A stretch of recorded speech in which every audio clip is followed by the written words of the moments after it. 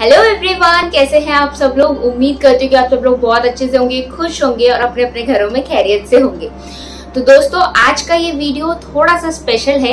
आप लोगों को टाइटल से तो पता चल गया होगा कि आज का ये वीडियो किस टॉपिक के ऊपर है। तो दोस्तों, आज का ये वीडियो रिक्वेस्टेड वीडियो है। इंस्टाग्राम पर दिव्या झा ने मुझे रिक्वेस्ट किया था ये वीडियो बनाने के लिए और मैं उनको तहे दिल से थैंक यू बोलना चाहती हूँ कि उन्होंने मुझसे कहा ये वीडियो बनाने के लिए, क्योंकि मैं बहुत दिनों से सोच रही थी कि मुझे इस पे वीडियो बनाना है, बट बनाऊं नहीं बनाऊं, बहुत सारा कंफ्यूजन था मेरे दिमाग में कि पता नहीं लोगों को कैसा लगेगा, लोगों को पसंद आएगा कि नहीं आएगा। बट अभी हिम्मत करके मैं ये वीडियो बना रही हूँ एंड आई होप आप लोगों को वीडियो पसंद आए। तो आज मैं आप लोगों के साथ शेयर करने वाली हूँ मेरी प्रेगनेंसी जर्नी, मेरी प्रेगनेंसी स्टोरी और मेरी डिलीवरी जर्नी। बहुत इंटरेस्टिंग है, मेरा एक्सपीरियंस है। मैं बहुत ज्यादा एक्साइटेड भी हूँ, बहुत ज्यादा नर्वस भी हूँ, बहुत खुश हूँ और इमोशनल हूँ बहुत ज्यादा, क्योंकि आप लोगों के लिए जो मैं ये वीडियो बना रही हूँ इसके जरिए मैं वो लम्हे, वो पल दोबारा से जीने वाली हूँ। एक औरत के लिए बहुत स्पेशल टाइम होता है जब वो प्रेग्नेंट होती है, वो माँ बनती है। हम लोगों ने सुना है, बहुत सुना है कि एक औरत तभी पूरी होती है जब वो माँ बनती है। तो हाँ, मेरे लिए भी बहुत बहुत स्पेशल है ये मोमेंट। तो चलिए शुरू करते हैं।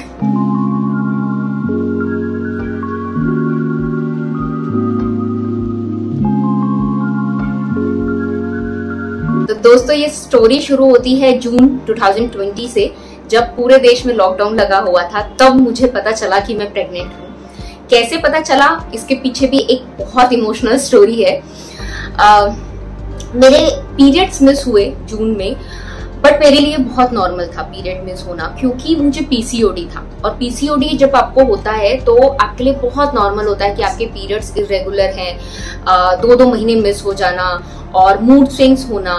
तो ये सब मेरे लिए नॉर्मल था और उस टाइम पे मुझे सेम चीज हो रही थी। मेरा पीरियड मिस हो गया था और मुझे मूड स्विंग्स हो रहे थे बहुत ज्यादा। तो मैंने सोचा कि हो सकता है कि ये पीसीओडी की वजह से हो। बट जो तीसरी चीज मैंने नोटिस की अपनी बॉडी में, मेरे बॉडी चेंजेस होने लगे, वो तीसरी चीज थी ब्रेस्ट में टेंडरनेस आ जाना, जो कि मेरे लिए बहुत नया था और मुझे बहुत इरिटेशन होती थी उससे। कपड़े पहनने में, अंडरगारमेंट्स पहनने में भी मुझे बहुत ज्यादा इरिटेशन का सामना करना पड़ रहा था।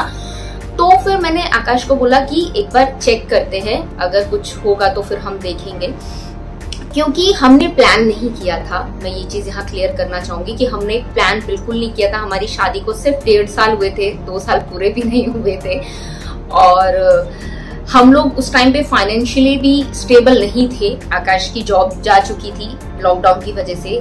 लॉकडाउन की वजह से इंडिया में बहुत लोगों की जॉब गई, तो हम लोग फाइनेंशियली भी उतने स्टेबल नहीं थे और हम लोग की एज भी उतनी नहीं है। आकाश उस टाइम पे सिर्फ 25 ईयर्स के थे और मैं 26 ईयर्स की थी।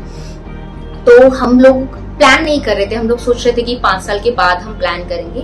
बट मैंने जब चेक किया तो आई वॉज प्रेग्नेंट और वो चीज हम दोनों के लिए बहुत ज्यादा शॉकिंग थी कि अब क्या करना है। सडनली हम दोनों इमोशनल हो गए कि क्या करना है। अब दिमाग में ये चीज थी कि ठीक है, अभी बेबी नहीं चाहिए, बट अबॉर्शन भी नहीं करा सकते थे। वो चॉइस ही नहीं था हम दोनों के पास, क्योंकि जब आपको पता लगता है ना कि आपके अंदर एक जान है, आप जब उस चीज को फील करते हो, मतलब जब प्रेग्नेंट नहीं हो तब आपके लिए ये चीज इतनी बड़ी नहीं होती। मेरे लिए भी नहीं थी। मैं ये सोचती थी कि चलो ठीक है, अभी ऐसा कुछ होगा ना तो हम करवा लेंगे अबॉर्शन। बट जब मुझे ये चीज फील हुई कि मेरे अंदर एक जान है, तो मतलब ज्योति ज्योति रही ही नहीं।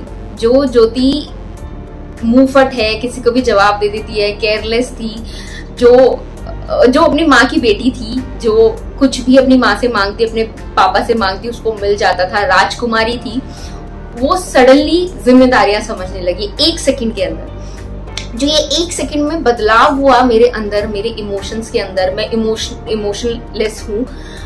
मेरे अंदर इमोशंस नहीं थे, अब है। अब इमोशनलेस नहीं हूँ, पहले थी और मुझे नहीं फर्क पड़ता था लोगों के दुख से, ऐसी थी। बट वो एक मोमेंट में मेरे अंदर बहुत चेंजेस आ गए, मेरे अंदर इमोशंस ऐसे भर गए और मैंने कहा कि नहीं आकाश, अबॉर्शन नहीं कराना। चाहे जो भी होगा, ठीक है, फाइनेंशियली हम लोग स्टेबल नहीं है। उस टाइम पे मैं आपको बताऊं, हम लोग प्रोकॉन को सेटअप कर रहे थे। अगर आप लोग को नहीं पता प्रोकॉन क्या है, तो प्रोकॉन एक वेबसाइट है प्लस यूट्यूब चैनल है। ये लॉयर्स के लिए है, इस पे हम बाद में बात करेंगे आगे। अगर आप लोगों ने प्रोकॉन का यूट्यूब चैनल सब्सक्राइब नहीं किया है तो लिंक दे दूंगी मैं डिस्क्रिप्शन में, आप प्लीज उसको भी सब्सक्राइब कर लीजिएगा। वहां पे आपको बहुत सारी जो लीगल नॉलेज होती है वो आप लोग को मिल जाएगी। तो हम वो तब सेटअप कर रहे थे, और जब ये न्यूज पता लगी तो आकाश ने कहा कि अब तो जॉब के बगैर नहीं हो सकता कुछ भी, अब तो जॉब करना पड़ेगा। तो आकाश जॉब पर लग गए, और मेरे ऊपर भी ऐसी जिम्मेदारियां आ गई थी। मुझे घर भी संभालना था, बेबी को भी देखना था, मतलब अपनी प्रेगनेंसी भी देखनी थी, तो मैं भी काम नहीं कर सकती थी प्रोकॉन पे। तो आप देखेंगे कि प्रोकॉन चैनल पे 1 साल तक कोई वीडियो नहीं गई थी, क्योंकि हम लोगों ने आकाश के पास टाइम नहीं था, उनकी नई जॉब लग गई थी, और मेरे पास भी टाइम नहीं था, और मैं इतना ज्यादा थक जाती थी। हम 2 अकेले रहते हैं और हमारे पास कोई हेल्प नहीं था, और मैं बहुत कंजूस हूँ तो मैं मेड नहीं लगवा सकती। मैं ये सोचती हूँ कि सिर्फ झाड़ू पोछा करने के लिए, और सिर्फ हमारा 1 BHK है, वो झाड़ू पोछा करके जाएगी, वो भी मॉप से झाड़ू पोछा लगाएगी, उसके वो 1000 रुपए लेके जाएगी, तो 1000 रुपए मैं खुद ही सेव कर लूंगी। तो मैं बहुत कंजूस हूँ, और मैं शायद ही जिंदगी में कभी मेड लगवाऊं। अभी भी मुझे बहुत प्रॉब्लम होती है, मुझे बेबी संभालना होता है, घर देखना होता है, बट मैं अभी भी मेड नहीं लगवा सकती। मुझे किसी को पैसे देने में ना बड़ी मेरी जान जलती है। तो ये चीज था। बट हाँ, इस पूरे टाइम में मेरे लिए जो एक प्लस पॉइंट था वो ये था कि लॉकडाउन लगा हुआ था, तो मेरे पास आकाश का साथ था। मुझे कोई भी प्रॉब्लम होती थी तो आकाश हमेशा मेरे पास थे, वो घर पे ही रहते थे। तो अब वो टाइम आया जब मैं फर्स्ट विजिट हम लोगों ने किया डॉक्टर के पास। गायनेक थी हमारी वैशाली चौधरी। बहुत सारे लोग को पता होगा, मीरा रोड में एक हॉस्पिटल है भक्ति वेदांता। हम लोग वहां गए, हम लोगों ने डॉक्टर वैशाली को दिखाया। तो डॉक्टर वैशाली ने तब हमें बताया कि प्रेगनेंसी को सिर्फ 1.5 महीने हुए हैं, और उन्होंने फॉलिक एसिड मुझे मेडिसिन दी। फॉलिक एसिड बेबी के ब्रेन के लिए बहुत ज्यादा जरूरी होती है, तो वो लेनी पड़ती है पूरी प्रेगनेंसी। तो मैंने वो लिया, और उन्होंने मुझे एक अल्ट्रासाउंड लिखा 3rd महीने के लिए। तो फिर 3 महीने के बाद उन्होंने हमें बुलाया दोबारा से। तीसरा महीना जब रनिंग था तो मैंने सोनोग्राफी कराया, जिसमें मैंने हार्ट बीट सुनी अद्वैत की फर्स्ट टाइम। वो मोमेंट मेरे लिए ऐसा मोमेंट था जो मैं कभी नहीं भूल सकती, कोई भी माँ नहीं भूल सकती, जब वो अपने बच्चे की धड़कन पहली बार सुन रही थी। मेरे आंखों में आंसू है तो ये वो मोमेंट मेरी लाइफ का सबसे बेस्ट मोमेंट था। मतलब मैं भूल गई वो सारे मोमेंट जो जिंदगी में पहले हुए थे। मेरी शादी, जिसको मैं अपनी लाइफ का सबसे अच्छा मोमेंट समझती थी, मेरे पास लॉ डिग्री आना, ये सब जो मेरी लाइफ के बेस्ट मोमेंट्स रहे थे वो सब मैं भूल गई। अब मेरा बेस्ट मोमेंट बन गया जब मैंने अपने बेबी की फर्स्ट टाइम धड़कन सुनी। तो मैं बहुत खुश थी, हम लोग बहुत खुश थे। हम लोग घर आए, और धीरे धीरे हम लोगों ने देखा कि जिस वजह से हम लोग बहुत ज्यादा दुखी थे कि हम लोग फाइनेंशियली स्टेबल नहीं है, और हम लोग के पास उतना पैसा नहीं है कि शायद हम वो परवरिश कर सके अपने बच्चे की जो एक बच्चा डिजर्व करता है। लेकिन हम लोगों ने ये चीज नोटिस किया कि जब से मैंने कंसीव किया था तब से हमारी फाइनेंशियल कंडीशन धीरे धीरे धीरे धीरे बेहतर होने लगी। मतलब ग्राफ ऐसे नहीं जा रहा था, ऐसे जा रहा था। आप समझ सकते हैं कितना बेहतर हो रहा था। कहीं ना कहीं हम सब अपने बेबी को, मतलब मेरे बेबी को हम सब बहुत लकी समझ रहे थे। सब कुछ लाइन पे आ रहा था, हमारी सारी प्रॉब्लम्स लाइन पे आ रही थी, बहुत अच्छा सब कुछ चल रहा था। 3 महीने पूरे हो चुके थे, कोई कॉम्प्लिकेशंस नहीं थी, कुछ नहीं था। उसके बाद हम लोग दोबारा से वैशाली मैम के पास गए, जो मेरी गायनिक थी, और उन्होंने सोनोग्राफी देखा। उन्होंने बोला कि बहुत अच्छा है, बट तब पहली बार पता चला डॉक्टर वैशाली को कि मेरा ब्लड ग्रुप O नेगेटिव है। तो जब भी मदर का ब्लड ग्रुप O नेगेटिव होता है या नेगेटिव होता है कोई भी नेगेटिव ब्लड ग्रुप, तो उनका एक टेस्ट होता है 7th और 8th मंथ में। तो वो कोई प्रॉब्लम वाली बात नहीं थी, बट वो टेस्ट कराना होता है। मुझे टेस्ट का नाम नहीं पता, मैं देखकर यहाँ पे मेंशन कर दूंगी। तो वो करवाना होता है, तो उतना वो प्रॉब्लम वाली बात नहीं थी। और साथ में उन्होंने हमें आयरन और कैल्शियम की मेडिसिन प्रिस्क्राइब की। फॉलिक एसिड भी कंटिन्यू करना था, और आयरन और कैल्शियम भी कंटिन्यू करना था। वो सब कंटिन्यू कर रहे थे। चैलेंज जो मेरे लिए था वो था अकेले सब कुछ मैनेज करना, क्योंकि मेरी मम्मी को भी बहुत टाइम हो गया बेबी को, मतलब अभी आप खुद सोचिए मैं 27-28 साल की हूँ, ठीक है मैंने अपनी एज बता दी बट ठीक है कोई बात नहीं। तो बहुत टाइम हो गया मम्मी को भी, तो उतना नहीं पता मम्मी को, लेकिन हाँ उन्होंने बहुत हेल्प की कि ठीक है ये खाना है, ये नहीं खाना, ऐसे रहना है, ऐसे नहीं रहना। उन्होंने बहुत हेल्प की जितना उनसे हो सका। और जो मेरे लिए सबसे ज्यादा हेल्पफुल था वो 2 चीजें थी। एक हेलोफाई ऐप, हेलोफाई ऐप में एक एक चीज आपको डिटेल में बताते हैं कि आपके बेबी का क्या प्रोग्रेस चल रहा है, अब बेबी का क्या डेवलपमेंट है, अब कौन सा माइलस्टोन बेबी अचीव करने वाला है। तो वो सब कुछ, अगर आप प्रेग्नेंट है तो आपको डेफिनेटली वो ऐप डाउनलोड करना चाहिए। लिंक मैं डिस्क्रिप्शन में डाल दूंगी, आप वहां से इंस्टॉल कर सकते हैं, बहुत अच्छा ऐप है। और सेकंड एक यूट्यूब चैनल है गर्भ गुरु, मैं वो देखा करती थी। उसमें भी जो डॉक्टर हैं वो आपको बताती हैं वीक टू वीक कि आपके बेबी का क्या प्रोग्रेस हो रहा है, क्या डेवलपमेंट हो रही है, और आपको किस चीज की ज्यादा जरूरत है, प्रोटीन की जरूरत है, किस चीज आयरन की जरूरत है, उसमें वो डिटेल में बात करती हैं, एवरी वीक वो बताती हैं।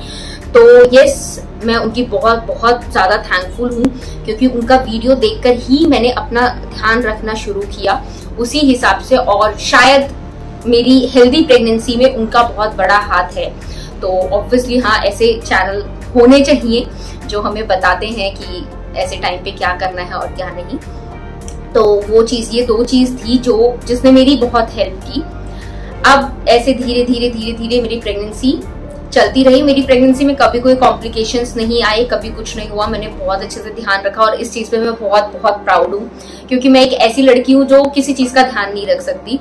बट इस प्रेगनेंसी ने मुझे ना सिर्फ रिस्पॉन्सिबल बनाया, बल्कि मुझे केयर करना भी सिखाया, अपना केयर, अपने बेबी का केयर। मेरे अंदर सडन चेंजेस आए, जैसा कि मैंने पहले भी कहा, और गुस्सा भी मेरा थोड़ा कम हो गया। मैं बहुत गुस्से वाली इंसान हूँ, मैं तोड़ फोड़ करने वाली इंसान हूँ, बट मैं, जैसा कि मैंने कहा, मैं बहुत वो हो गई ये वो शब्द से आकाश बहुत चिढ़ते हैं, बट मैं बार बार वो करती रहती हूँ, तो आप समझ जाइए इस वो का क्या मतलब है। तो अब आते हैं मेरी डिलीवरी स्टोरी पे, क्योंकि प्रेगनेंसी में एज सच कुछ खास नहीं है। हाँ, मैंने प्रेगनेंसी में कैसे ध्यान रखा अपना, वो अगर आपको जानना है तो आप मुझे कमेंट करके बताएं, तो मैं उस पर एक अलग वीडियो बनाऊंगी। क्योंकि अगर मैंने अभी आप लोग को बताना शुरू कर दिया मेरी डाइट और किस तरीके से मैंने ध्यान रखा है, तो वीडियो थोड़ा ज्यादा हो जाएगा, तो वो चीज अगले वीडियो में करते हैं। तो अब आते हैं डिलीवरी स्टोरी, मेन स्टोरी, जो कि दिव्या झा ने रिक्वेस्ट किया है मुझसे। तो हाँ, डिलीवरी मेरा सी सेक्शन रहा है। सी सेक्शन क्यों रहा है? मुझे डिलीवरी में कोई भी कॉम्प्लिकेशंस नहीं थे, फिर सी सेक्शन क्यों हुआ? मेरा 9th मंथ कंप्लीट हो चुका था, 9th मंथ और 2nd वीक कंप्लीट हो चुका था, और मेरा बेबी का मूवमेंट बहुत कम हो गया था। और उस टाइम पे मेरे घर में, यहाँ पे मतलब मेरी सासू माँ आ गई थी और मेरे जेठ और जेठानी आए हुए थे। तो बेबी का मूवमेंट धीरे धीरे कम होता गया। हालांकि पहला जो विजिट हम लोगों ने वैशाली मैम के पास किया था, तो उन्होंने बोला कि अब बेबी बड़ा हो गया है तो उतना स्पेस नहीं मिल रहा है बेबी को, इसलिए थोड़ा कम है, बट इसमें उतना टेंशन वाली बात नहीं है, आप सोनोग्राफी करा लो। उस टाइम पे हमने सोनोग्राफी नहीं कराई, क्योंकि अब डिलीवरी का टाइम बहुत बहुत नजदीक आ चुका था। मेरा 14 फरवरी डिलीवरी डेट थी, वैलेंटाइन डे। तो फिर घर आए हम, और मैंने 2-3 दिन नोटिस किया, बट मूवमेंट नहीं हो रहा था उतना ज्यादा जितना पहले हो रहा था। तो मैं बहुत घबरा गई। मैंने आकाश को बोला कि ठीक है, हम करा लेते हैं, क्या जा रहा है एक सोनोग्राफी कराने में, एटलीस्ट मेरे दिल को तसल्ली मिल जाएगी। फिर हम सोनोग्राफी कराने गए, और तब हमें पता चला, बहुत दिल दहलाने वाली बात, कि अद्वैत ने अपने गले में वो कोड होता है ना, वो फंसा लिया है, और लेकिन सिर्फ 2 राउंड फंसाया है, जो कि बहुत बड़ी बात नहीं होती, बच्चे अक्सर फंसा लेते हैं। मैंने अपनी मम्मी से बात की, मम्मी ने बोला कि इतना कुछ वो नहीं है, बच्चे खेलते हैं पेट में तो वो फंसा लेते हैं और फिर वो निकाल भी देते हैं। वैशाली मैम से एडवाइस लिया, उन्होंने भी बोला कि नहीं ज्योति, सी सेक्शन के लिए मत जाओ, ये ठीक हो जाएगा, कोई प्रॉब्लम नहीं है इससे, ये कोई कॉम्प्लिकेशंस नहीं है और इससे डरने की बात नहीं है, वो बच्चे खेलते हैं और फंसा लेते हैं। सेम चीज डॉक्टर वैशाली ने भी बोली। बट माँ तो माँ होती है, मेरे मन में डर बैठ गया कि अगर मेरी बेबी को कुछ हो जाता है, टच वुड, अगर कुछ हो जाता है तो इसकी जिम्मेदारी कौन लेगा? क्योंकि मेरे घर में इतना काम था, मेरे फैमिली मेंबर्स आ चुके थे, मेरी सासू माँ आ चुकी थी और जेठ जेठानी आ चुके थे, तो काम भी बढ़ जाता है जब लोग बढ़ जाते हैं। तो मेरे मन में यही था कि अगर काम करते करते मैं भूल गई कि बेबी का मूवमेंट रुक गया है, क्योंकि कई बार हम काम में इतने बिजी हो जाते हैं हमें पता नहीं चलता, और खास करके जब घर में ज्यादा लोग हैं तो, और एक छोटा बेबी भी है मेरी जेठानी का, तो उन सब में लग के अगर मैं भूल गई तो, और खुदा ना खास्ता अगर कुछ गलत हुआ तो इसकी जिम्मेदारी कौन लेगा?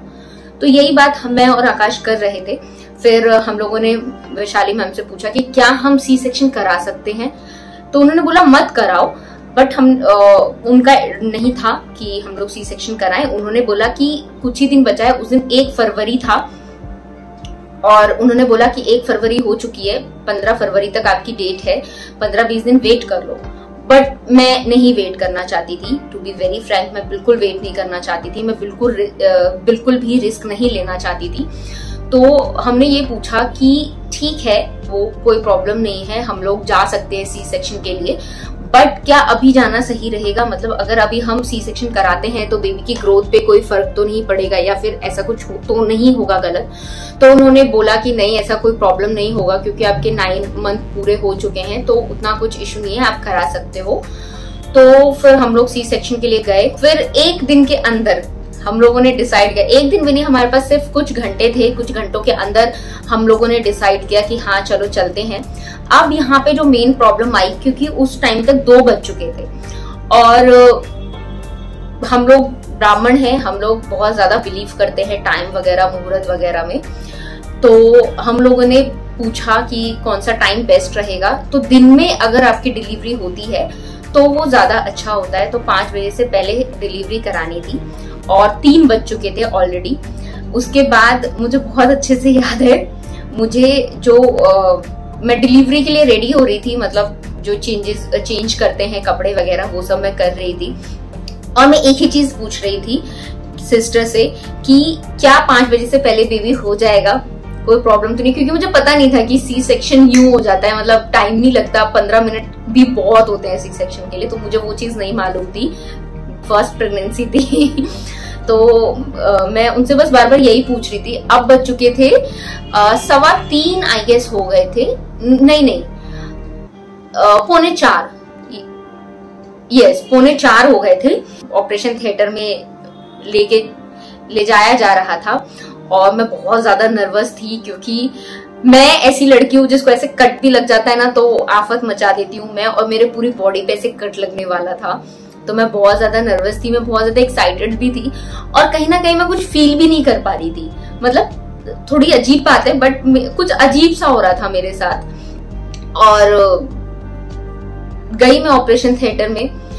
उस टाइम पे जब मेरा ऑपरेशन हो रहा था, इतना पार्ट मेरा कपड़े से ऐसे ढका हुआ था, मैं लेटी थी और ऐसे एक पर्दा टाइप था, तो वो था। उसके बाद इंजेक्शन दिया था मुझे, तो मुझे पता ही नहीं था, क्योंकि मेरी जो बॉडी थी ना, इसके ऊपर अलाइव थी और इसके नीचे पूरा पैरालाइज हो रखी थी। कुछ सेकंड के लिए मुझे ऐसा लगा कि मैं अब मर गई, अब नहीं बचूंगी मैं। मुझे बहुत ज्यादा सफोकेशन होने लगा था और घबराहट होने लगी थी बहुत ज्यादा, क्योंकि मैं अपनी बॉडी को हिला भी नहीं पा रही थी, मुझे अजीब सा होने लगा था। बट मैं अपने अंदर ही अंदर, शायद कहते हैं कि जब नॉर्मल डिलीवरी हो रही होती है तब इंसान ज्यादा परेशान होता है, सी सेक्शन में तो पता नहीं लगता, बट ऐसा नहीं है। जब आपकी बॉडी मूवमेंट नहीं कर पाती ना, तो वो जो प्रेशर होता है वो सीधा दिमाग पे जाता है। मुझे ऐसा लग रहा था कि मेरे साथ क्या ही हो रहा है, मैं अपना पैर हिलाना चाह रही थी, बट मैं पैर भी नहीं हिला पा रही थी। अजीब सा हो रहा था। बस मेरे दोनों हाथ फ्री थे, जिसमें इस वाले हाथ में वो लगा हुआ था, सुई वगैरह जो लगी हुई होती है वो सब लगा हुआ था। और 4:33 वो टाइम था जब मुझे बहुत अच्छे से याद है वैशाली मैम के words, congratulation Jyoti, it's a baby boy. मैं बता नहीं सकती वो क्या पल था मेरे लिए, कोई भी माँ नहीं बता सकती कि जब उसे पता लगता है कि उसको बेबी बॉय हुआ है या बेबी गर्ल हुई है, वो मोमेंट एक अलग ही होता है। और तीसरी लाइन थी उनकी कि बेबी हेल्दी है। मैं कुछ नहीं बोल पा रही थी, मुझे समझ नहीं आ रहा था मैं कैसे रिएक्ट करूं। मैं बहुत खुश थी, मैं अजीब सी फीलिंग थी, मैं डिस्क्राइब नहीं कर सकती, बट मैंने उनको इतना बोला कि थैंक यू वैशाली मैम, बस। और मैं अद्वैत की रोने की आवाज सुन पा रही थी, मैं उसको देख नहीं पा रही थी। सडनली जो सिस्टर आई, बेबी को नहला धुला के लेकर आई मेरे पास। इस पूरे प्रोसेस में 5 मिनट लगे और जो रैप करके बेबी को कपड़े में मेरे पास लेकर आई और ऐसे मेरे पास था अद्वैत, और मैं सिर्फ उस पे ऐसे हाथ फेर पाई। बदल गई मेरी जिंदगी, पूरी तरीके से मेरी जिंदगी बदल गई। उसके बाद अद्वैत को बाहर ले जाया गया नर्सरी में, पूरी तरीके से चेकअप हुआ अद्वैत का, और मुझे भी ट्रांसफर कर दिया गया मेरे रूम में और अद्वैत को मेरे पास लाया गया। मेरी बॉडी अभी भी पूरी पैरालाइज थी, मैं सिर्फ उसको टच कर पा रही थी, मैं उसको गोद में भी नहीं ले पा रही थी, सिर्फ मैं छू सकती थी हाथों से, गोद में नहीं ले सकती थी। और मेरे पास लेटा था, मुझे अजीब सा महसूस हो रहा था कि जो लड़की अभी तक सिर्फ बेटी थी, बहन थी, बहू थी, अब वो माँ बन गई। बहुत अजीब फीलिंग थी, मैं वो फीलिंग ऑब्वियसली नहीं बता पाऊंगी, लेकिन बहुत बहुत अच्छी फीलिंग थी, बस इतना बोलूंगी। और उसके बाद वो दिन मैं पूरा पैरालाइज रही रात भर, और खाना, जब भी आपका सी सेक्शन होता है आपको खाना और पानी नहीं मिलता। मुझे प्यास लग रही थी बहुत तेज, बट पानी और खाना अलाउड नहीं था उस रात। 4-4:30 वो टाइम था जब मुझे बेबी हुआ था। उसके बाद से मुझे सुबह ही खाने को मिला, खाने को नहीं, पानी पहले मैंने पिया था। उसके बाद जब बेबी मेरे साथ था, वो रात मैं पेन में थी, बहुत दर्द हो रहा था, ऑपरेशन था।